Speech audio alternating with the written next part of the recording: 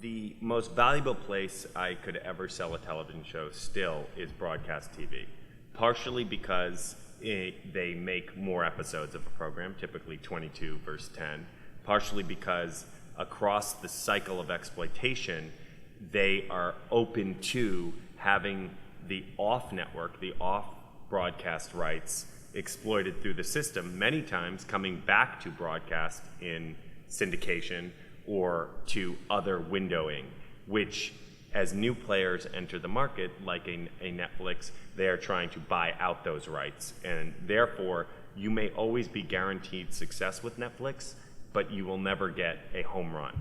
And with broadcast, you may be taking a ton of risk going into it, but you can still potentially create something like The Office or The Biggest Loser, which has huge back-end revenue streams, not just the front-end commercial upside. I can't yet take risk and hope to put it out on YouTube.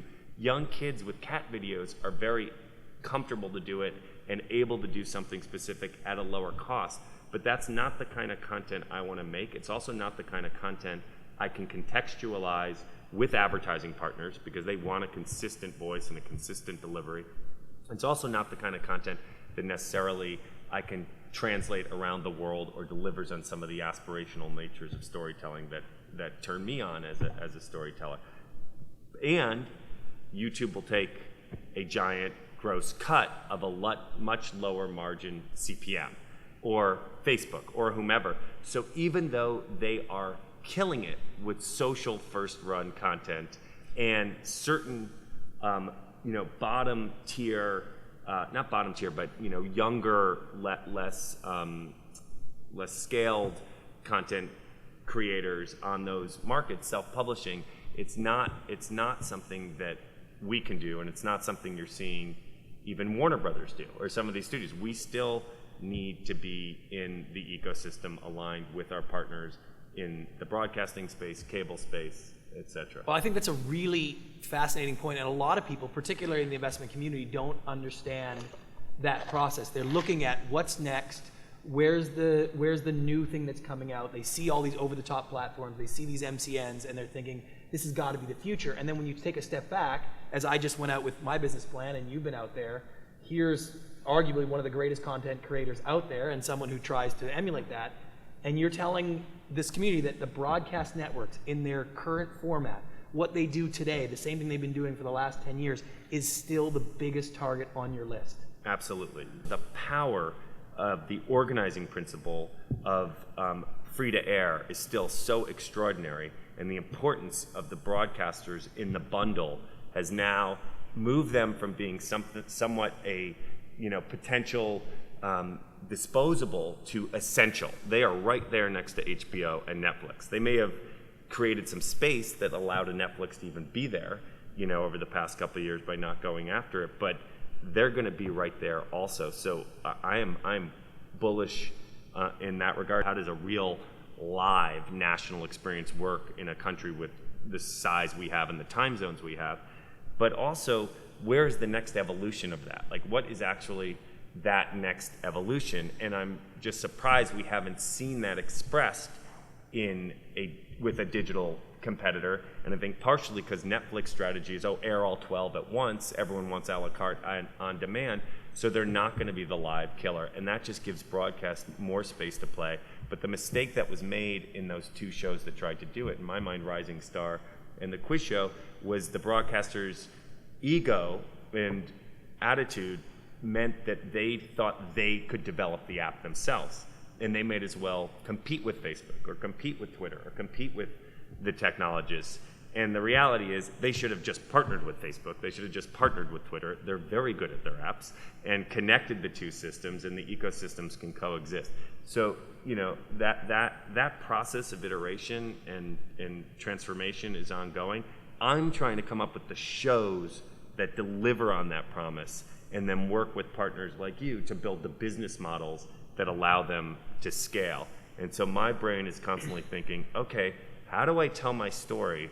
And then what do I have to do to cut the line so that my story gets produced and distributed? And then through that, is the business model complicated enough that I could have a little runway. So I'm the only guy doing Latin remakes like Ugly Betty and Jane the Virgin. I'm the only person doing the format business, or a way that I get a little market share. I am shocked that the second screen hasn't kind of developed more integrated into the first screen more as a kind of shared viewing, and where can that be monetized by the content creator and the broadcaster, not just the social platform that sells its own ads off what was invested in over here. Selling the chatter created by the culture and is a great business model for them, but as the people creating the culture, not to be participating in it is incredibly frustrating, you know, to have watched that transform. So I'm thinking, all right, how do I participate in that as well? If you had to go back and start today as the chairman of NBC again,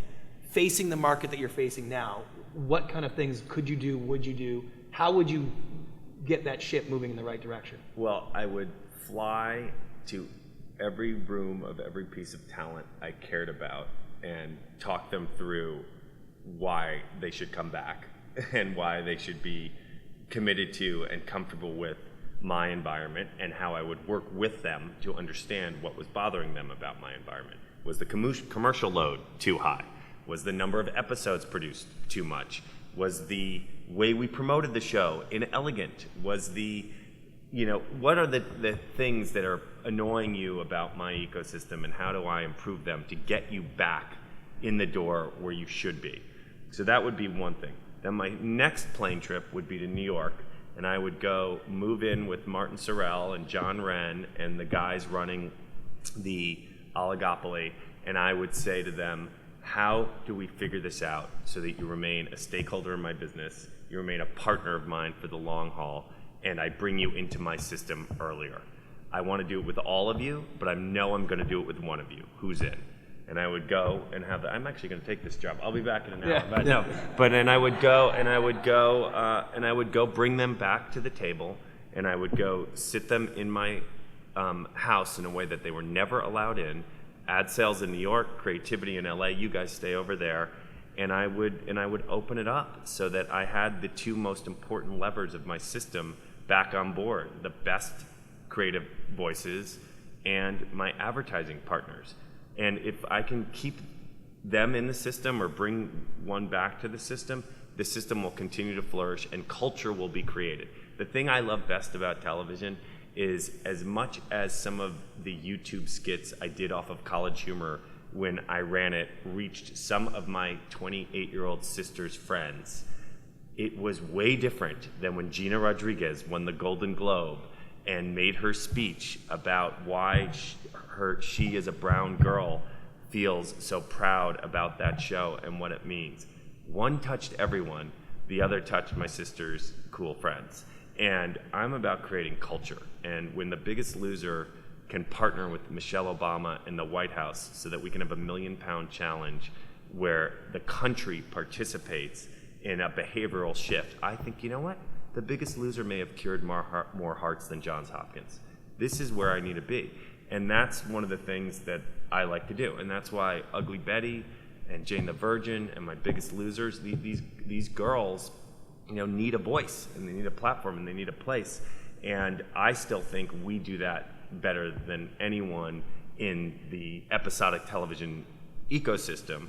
There's clearly room and a vacuum for more and more of it. And so that's another part of why I love TV. Yeah.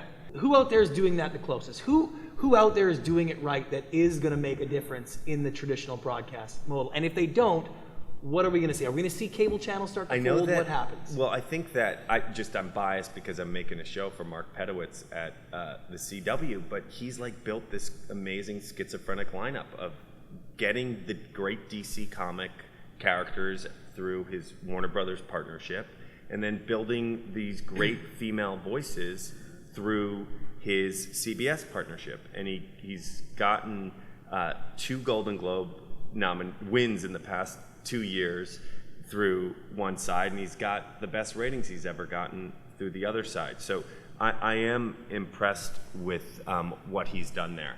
And then I think that everybody is now just saying, okay, let's figure it out. So I think everyone is open to, and the shifts over the past year and who's running a couple of those networks is going to open up some of that opportunity. And I am so impressed with Les going into All Access, and I think he sequentially, Les Moonves has kind of interestingly waited for the moment to pounce, and he's pounced with maximum efficiency and leverage.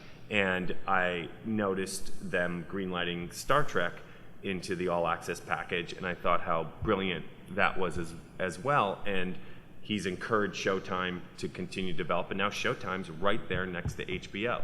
Even though we always talk about HBO, Showtime is sitting right next to it, and those along with Netflix are the three players. I think that Hulu needs to unlock itself and is kind of a little bit a feathered fish, and needs the broadcast stakeholders to kind of unfetter it and let it really do its thing, or someone should buy it like it was supposedly on the block a couple of years ago and get re-energized with significant capital and better marketing.